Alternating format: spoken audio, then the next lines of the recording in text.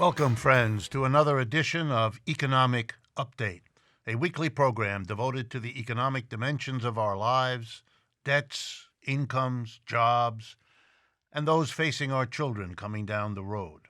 I'm your host, Richard Wolff. I want to jump in today with a story that I imagine some of you came across, but it certainly stopped me in my tracks. It turns out that a few days ago, a police officer patrolling in the subway of Los Angeles came upon a homeless woman. And this homeless woman, seeing the police officer, began to sing. Let me introduce you to her. She's 52 years old, has been homeless for 3 years, and she has a name, Emily Zamurka. What she began to sing was so entrancing. It was namely an aria from Puccini's opera, which, since I'm a bit of an opera fan myself, I can tell you was sung in the manner of a professionally trained opera singer. The police officer was also touched. He whipped out his camera, took a picture, made a video, and the police department in Los Angeles circulated it. And it has gone around the world more times than I can mention to you. Here's what the story meant to me. Everybody in this world has something to contribute. Many people have a lot to contribute, but they are affected by the way this society works, so that rather than being in a position to share the talents, the passions, the things they've learned with others, enriching all of our lives, they are instead forced in this society to live as Emily Zamurka has, pulling along a cart with her belongings in a subway tunnel, waiting for a kind policeman to make her known. She has since gotten offers to help. Here's what it means. We have a problem of homelessness. Millions, let me underscore that, millions of Americans during any given year find themselves homeless, without a place to live, with all of the support, the security, the safety that goes with it. And we either tend to ignore it, that is, it becomes routine, so we literally don't see those folks hiding in the doorways or in the subway tunnels.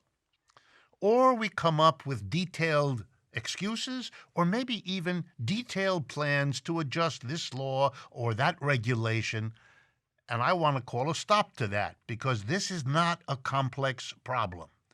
Every society that has ever existed has had to take care of one of the most fundamental problems any society faces, namely housing for the people who live in it. Any economy can be and should be judged by how well it solves that problem. You know, it's like the problem of feeding your people or clothing them, housing them. So in a society in which markets are the dominant institution, let's take a look at how we're doing. The way to solve the problem of housing in a market society is to create, on the one hand, enough purchasing power in the hands of the people who need housing, and a price system for the houses that get built, so that we put these two together in a proper way. We get the houses built so that the people can then live in them, either paying rent or buying the home. We have failed as an economic system, or to be more precise, capitalism isn't doing the job. It doesn't give the mass of people enough money to afford the houses at the prices that capitalists who build houses charge for them. Hence the disconnect, meaning that millions of people live without a home. Millions of others, many more millions, live spending much more on their monthly housing expense than the 20 to 30% that is deemed to be appropriate and livable.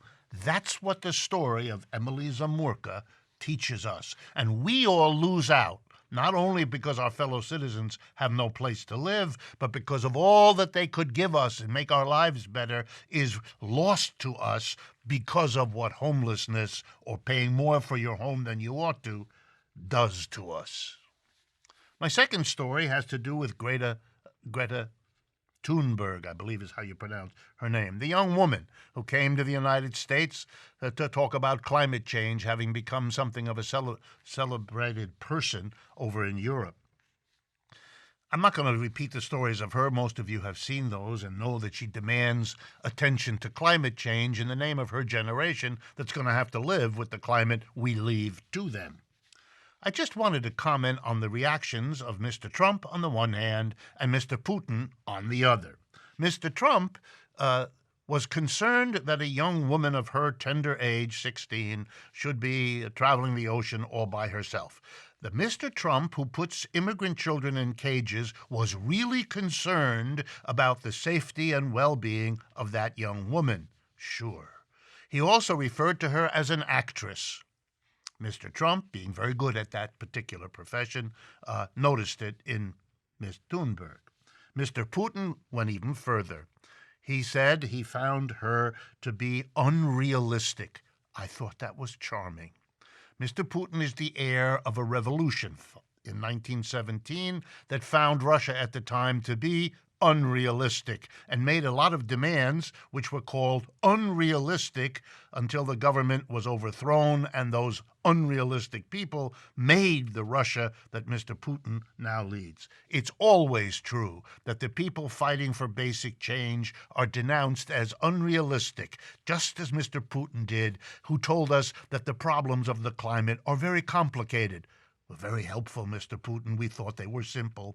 And now you're going to use that as an excuse to continue doing as little about them as the people in charge around the world have in fact been.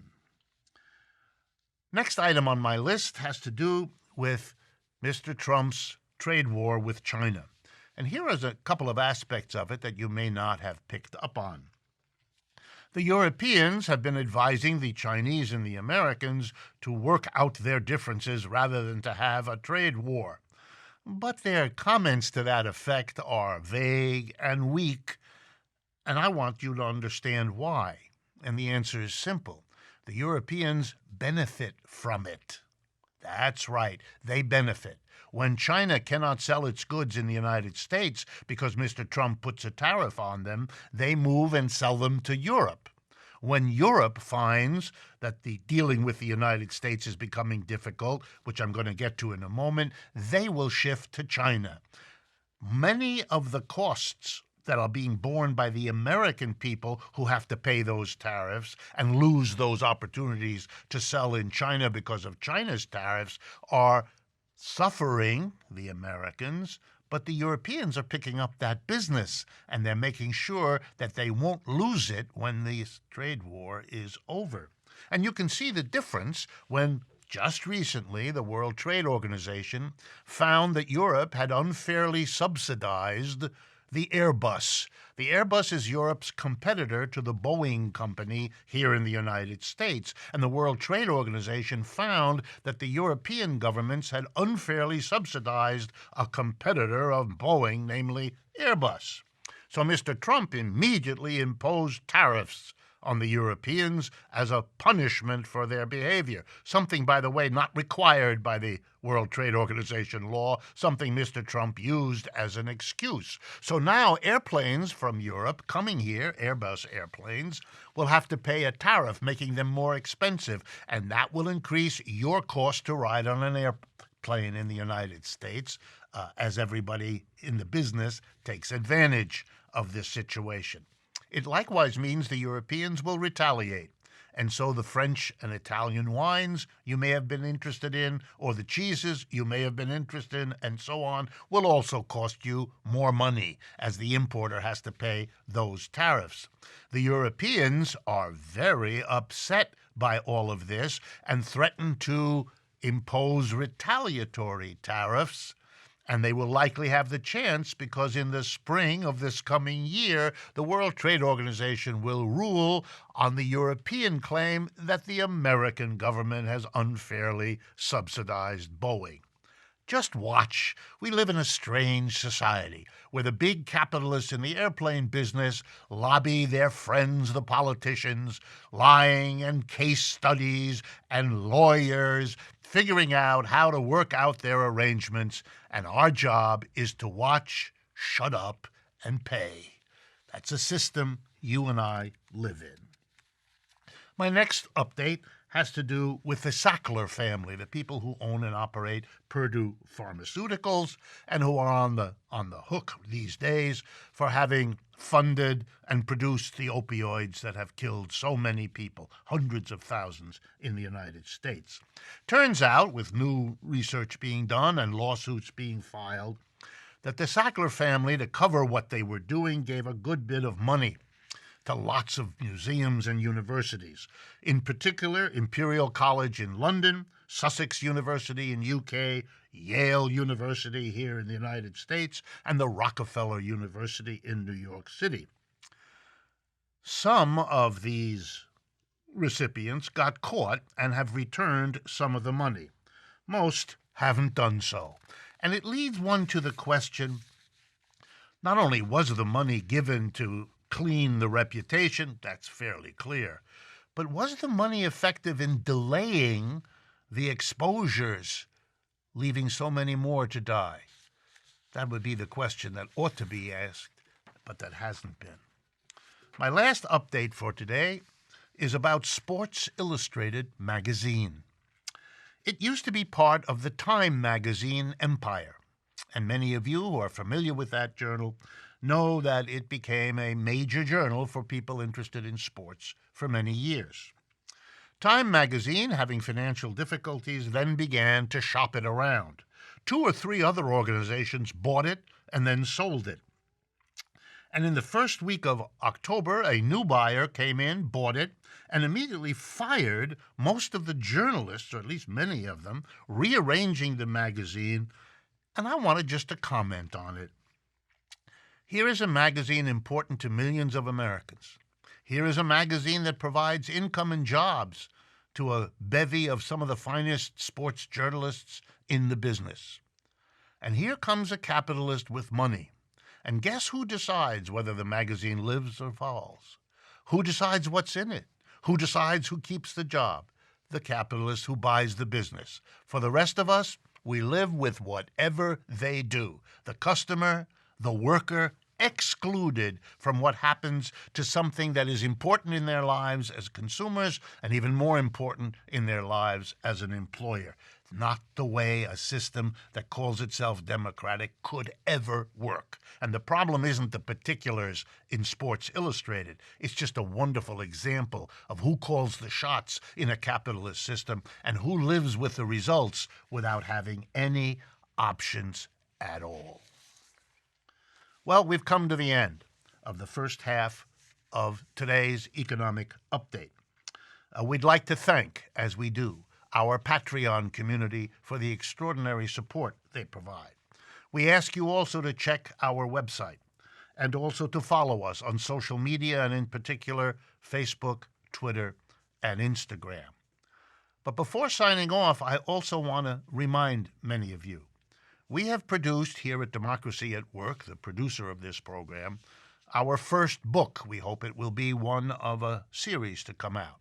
It's called Understanding Marxism and was written by myself in order to respond to the many questions that come to us about Marxism, what it is, and what its relevance might be to the issues and problems facing the world today. And Lord knows, with the capitalist system that works the way we describe it, it is time, overdue, for this kind of a book to be written. If you haven't had a chance to get a copy, please, you'll see the information. Lulu.com is the publisher. Understanding Marxism is the title. I'm the author. It's something we think you will benefit from checking out. Stay with us. We will be right back.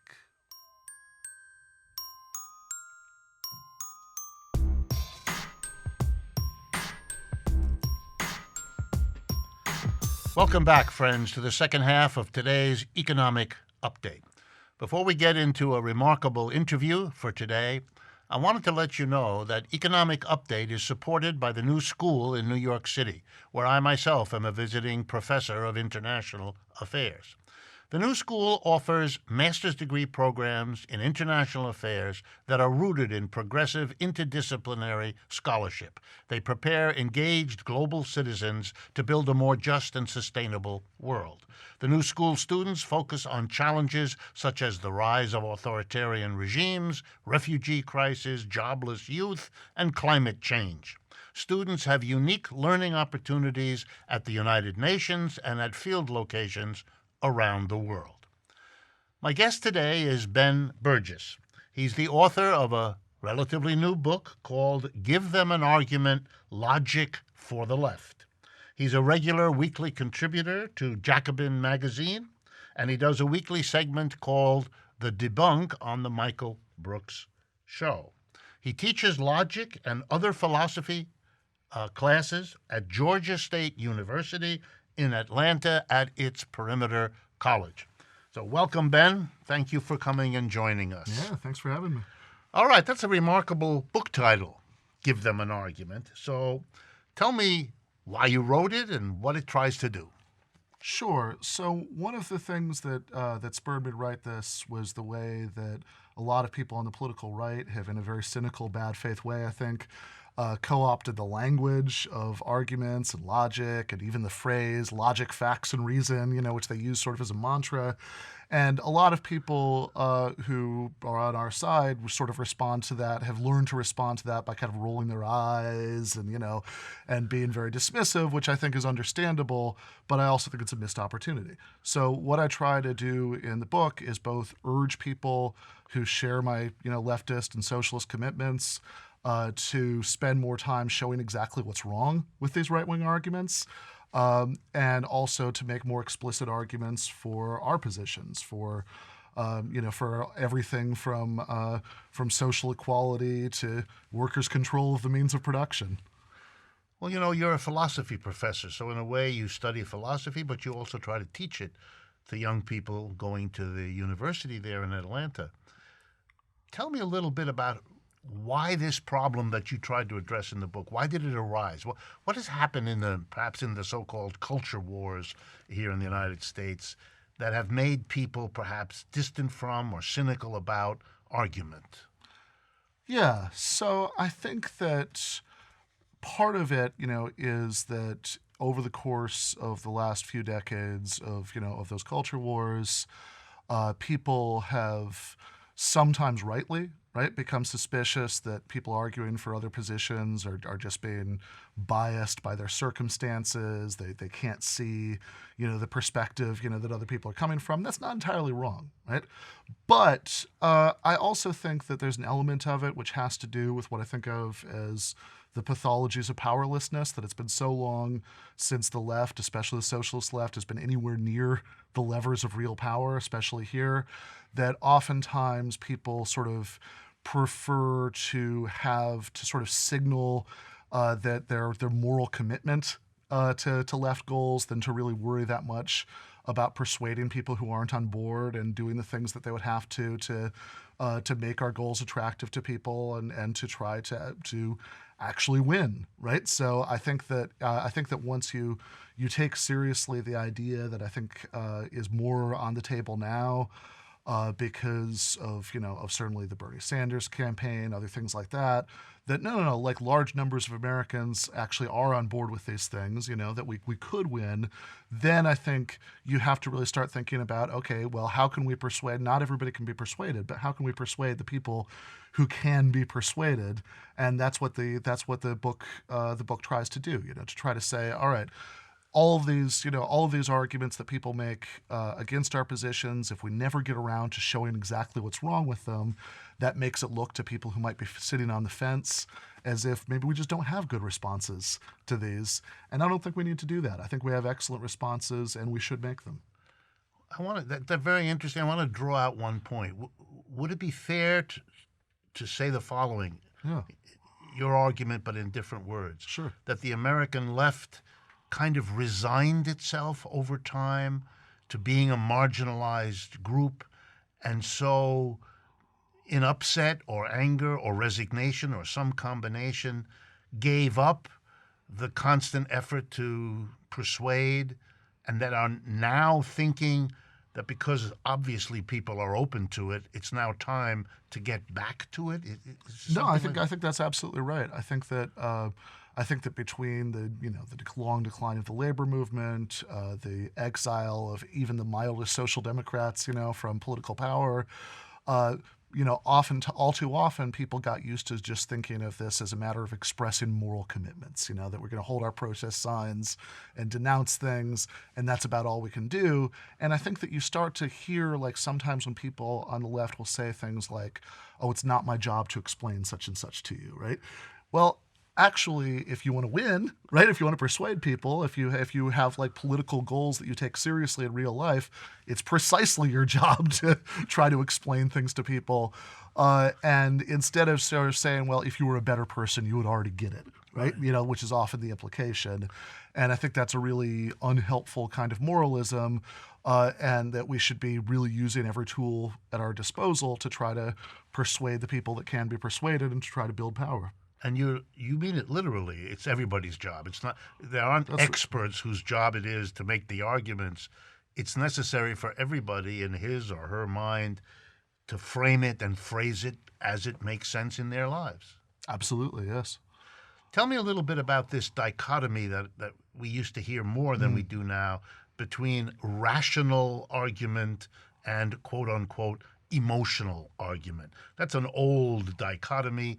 But you seem to think it's important at this point in getting your notion of argument across. Yeah, it's an old dichotomy, and one of the things that I try to do, actually, one of the major themes of the book, is that people often think about this wrong. That they think that there's this sort of conflict between logic or your reason on the one hand and emotion on the other.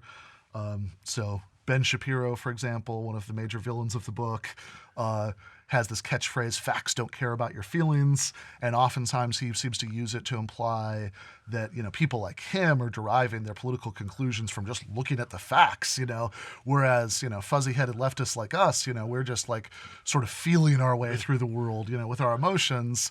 And I think that's a false dichotomy. And I think in some ways Star Trek probably has a lot to answer for here, because it gave generations of television viewers the vague idea that there was something called logic that was in conflict with emotion. But I think if you read your David Hume on the great Scottish Enlightenment philosopher on facts and values, what he'll tell you is that what reasoning about the facts can tell us is how to achieve the things that we care about, the goals that we care about. It can't tell us what to value in the first place. So when these people pretend that they're just sort of reasoning from the facts, well, the facts by themselves won't tell you what your moral values are. They won't tell you what your political goals should be. So it's if you don't care about outcomes, if there's no way that you want, that you're invested in saying the world should be this way, then all of the reasoning about facts in the world won't tell you anything about politics, because it won't tell you what we should be aiming at. Once we agree on what we're aiming at, then we can use the facts to look at what works and what doesn't work, and we can have an argument about the facts.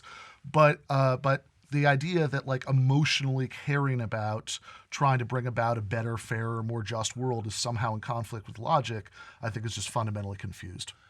Yeah, I had a teacher once years ago when I was a student of philosophy who put the same argument slightly differently. He said, the facts are too many. The facts are infinite. When you say you're going to consult the facts, the first reaction is, which ones? You can't confront them all. Nobody can. Right. So your brain is always selecting which facts to focus on, and there your values come into play because they're part of the selectivity. So the notion that you can have value-free fact analysis is a misunderstanding of what the brain does. Anyway, give us an example. You've done that, I know, on the air before, but I wonder whether either the minimum wage debate or the way the press handles the Chavez-Maduro history in Venezuela illustrates your point about making arguments and how that works. Sure. So either one would be fine. Okay. Well, I think that I recently co-wrote this article with our mutual friend Michael Brooks about Venezuela, and there the point really is just like a straight factual correction, because The way that the debate about Venezuela is presented all too often just ignores, selects away this huge part of the relevant facts, which is that we pretty much act as if this happens in a vacuum, and American imperial meddling in Latin America just has nothing to do with anything. That if, that the difference between Venezuela and Norway is just that Venezuela is ruled by bad people and Norway is ruled by good people, rather than that the space in which people make political decisions in Venezuela is heavily constrained by American meddling, that it's impossible to do almost anything in terms of left-wing reforms without provoking reactions like attempted military coups. Just real briefly on the minimum wage front, that's actually a case where Rashida Tlaib, the DSA congresswoman from Detroit, said, well, when we first started talking about $15 minimum wage, $15 made sense because but since then, $15 isn't what it used to be, in particular by the time these laws come into practice. It's not going to be what it used to be, so we should be aiming a little bit higher, like $18, $20 an hour. And a lot of conservatives kind of mock that. It's like, well, if 20, why not 25? If 25, why not 50? If 50, why not 1,000, right? You should just have $1,000 an hour. And what I think this really is an example of a logical mistake called the continuum fallacy, which is where you say, because you don't know exactly where the cutoff is, therefore there's no real distinction, right? That if like $1,000 an hour wouldn't be economically viable and you're not quite sure where between 18 and 1,000 the cutoff is, therefore it's just all equally ridiculous, which is of course absurd. That's like saying that if you start with a head of hair like mine, you take off a hair, you take off a hair, you take off a hair, eventually I'd be bald, and we don't know exactly how many hairs it takes to not be bald, but that doesn't mean that there's no real difference between baldness and not baldness.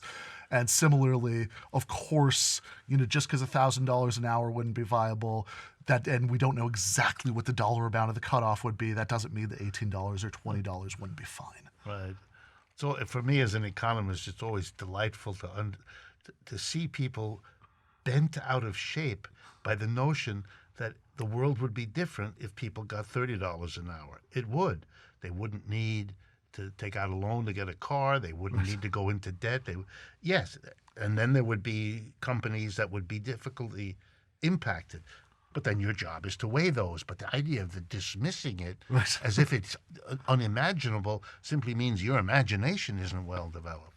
Are you hopeful? As we run out of time here, are you hopeful that the left is learning your lessons? Do you sense any development of a commitment to persuade and so on? You implied that you did, that Bernie and so on, but I wanted to see what you see is going on right now. I definitely see some progress. I think attempts like I'm making maybe make a contribution to that. I certainly hope so, but I also think that just the fact that people really see the possibility of real world power, that like people don't look at you like you're crazy if you say that you're a socialist anymore, I think by itself is nudging people in the right direction on this stuff, because once you see that you might actually win, instead of making a posturing moralistic point about how it's not my job to explain these things to you, think maybe if I did a better job of explaining these things, maybe we would win over some of these winnable people, and then we would have a better coalition and we could get done some of what we want to do politically. Thank you very much, Ben. Much obliged for the service you're doing to everybody who's critical of this society. Lord knows it needs the criticism to persuade others, but also to develop our own understanding. I hope all of you share the sense that this is an important issue. I certainly do. And I hope that this kind of critical thinking and persuading is something we all do more of. Thank you again for your attention, and I look forward to speaking with you again next week.